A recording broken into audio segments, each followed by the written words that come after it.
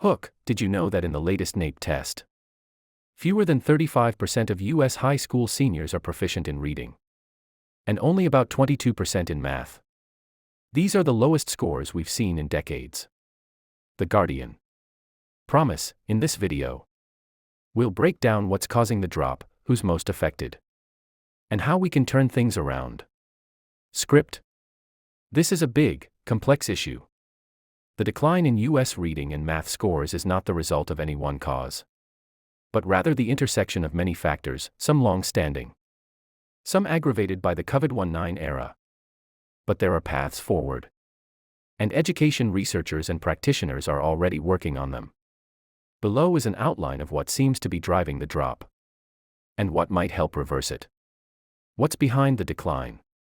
1. Pandemic disruption and unfinished learning. The COVID-19 pandemic triggered extended school closures, remote instruction, and disjointed learning continuity.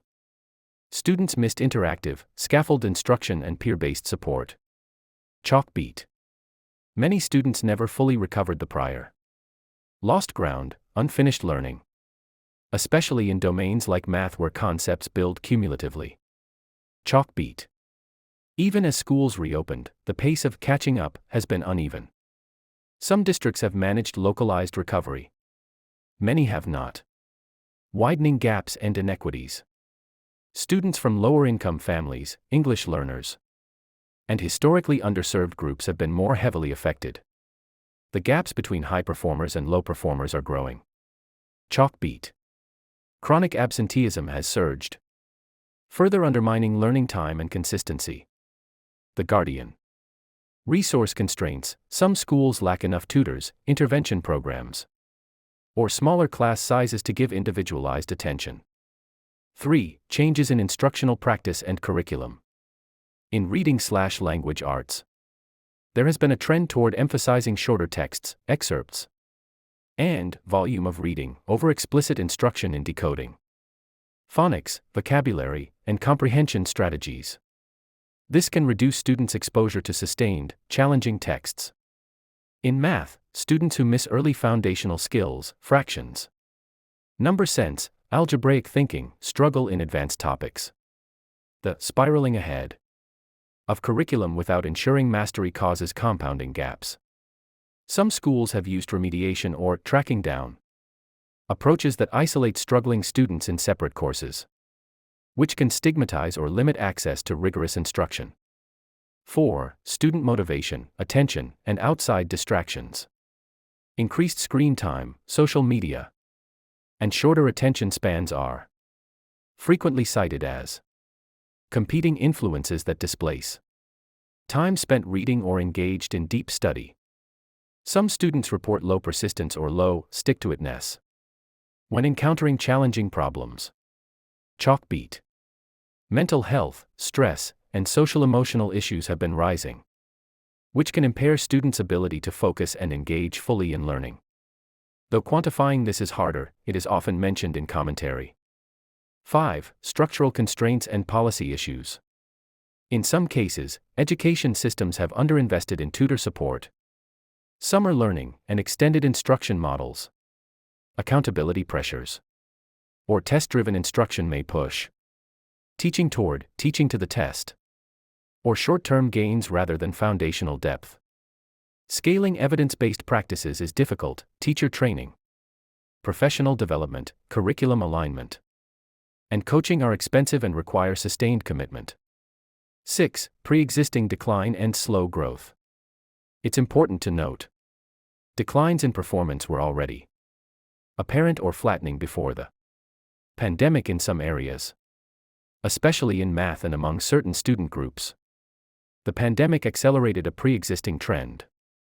The rate of improvement before was modest, and many systems lack sufficient momentum to absorb large shocks. What can fix it? Strategies and interventions. Below is a synthesis of promising practices, pilot programs, and policy ideas that might help reverse the decline. What can fix it? Strategies and interventions.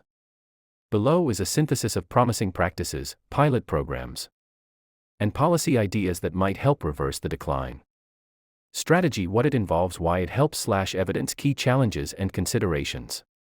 High dosage tutoring / small group intensive support, frequent targeted tutoring, e.g. 3 to 5 times per week. In math or reading for students who are behind. Many districts that showed improvement used robust tutoring programs funded through relief dollars. U.S. News requires enough qualified tutors / coaches. Schedule integration, sustained funding, and high implementation fidelity. Extended learning time and summer learning after-school programs. Weekend classes, summer institutes. Intersession, catch-up programs.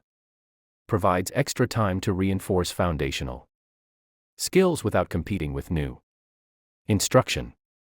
Engagement and attendance can be issues. Quality of additional instruction must be strong, not just extra busy work. Curriculum alignment and emphasis on foundational skills. Use curricula grounded in research, especially in reading, phonics, vocabulary, comprehension strategies, and ensure coherence across grades. In math, ensure mastery before progression. Reduces cumulative gaps. Some districts that have recovered have used strong aligned curricula. U.S. News. Aligning curricula district-wide and retraining teachers is expensive and logistically complex. Some teachers may resist changes. Embedded diagnostic assessment plus responsive instruction, frequent formative assessments to detect gaps promptly and then adjust instruction or provide scaffolds. Helps prevent students from falling far behind before the gap is noticed. Only useful if teachers have time, training, and resources to respond to diagnostic data. Professional development and coaching for teachers. Train teachers in evidence-based instructional practices. Metacognitive strategies. Responsive teaching, differentiation. Well-designed PD can increase teacher effectiveness and sustainability. PD must be ongoing, supported by coaching, and well-aligned to classroom realities. One-off workshops have limited impact.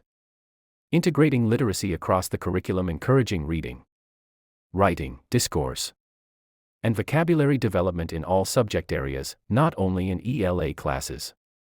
Students get exposure to complex texts and academic language across domains, which helps reading growth. Requires alignment with content. Teachers and professional development. To support non-ELA teachers. Avoiding harmful remediation tracks instead of isolating low performers. Keep them in heterogeneous instructional settings with scaffold supports. Helps maintain access to rigorous content while addressing gaps. Some teachers already attempt this via mini-lessons or co-teaching models. Teachers need training in differentiation. This may require co-teaching or small group push-ins, which demands additional staff. Social-emotional and motivational supports, embedding growth mindset. Perseverance training, student goal setting. Scaffolding students' persistence. Mental health services. Because motivation and engagement are constraints. Supporting students' attitudes and mental health can improve their capacity to learn. These interventions complement, but do not substitute. 4. Strong academic instruction. Policy and funding alignment, sustained investments from federal, state, and local levels in interventions. Reducing class size, managing resource equity. Ensuring accountability systems reward long-term growth, not only short-term test gains. Without policy support and stable funding, many school-level interventions can't scale or survive. Requires political will, ongoing oversight, and mechanisms to monitor outcomes, not just output. Using technology and adaptive tools carefully, adaptive learning platforms. Targeted AI-driven hints. Supplemental digital practice, especially where in-person instruction is insufficient. What has worked in some districts, case examples and lessons.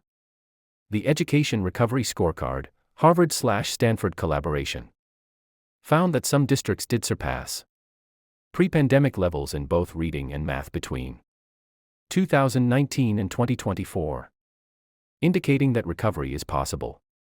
Large urban systems that invested strategically in tutoring. Priority support for early grades. and curriculum coherence saw pockets of success. U.S. News. Some school leaders have adopted the practice of having struggling students remain in the same class as their peers while offering, just-in-time, mini lessons or scaffolds, rather than isolating them into remedial tracks. Challenges, risks and caveats. 1. Sustainability. Many interventions were funded by temporary federal pandemic relief funds. When those dry up, maintaining programs, tutors, extended time becomes harder. 2. Implementation fidelity. Even evidence-based programs can fail if teachers do not implement them with fidelity, or if supports, coaching, materials are weak. 3. Scaling equity. Strategies that work in well-resourced districts may not translate easily to under-resourced or rural districts without extra supports. 4. Lag time. Gains may be slow and uneven. Reading interventions may take years to fully manifest. 5. Student disengagement. Interventions must also address students' affective attitudes, motivation, confidence, identity. Academic support alone may not be sufficient. 6. Policy alignment and political pressures.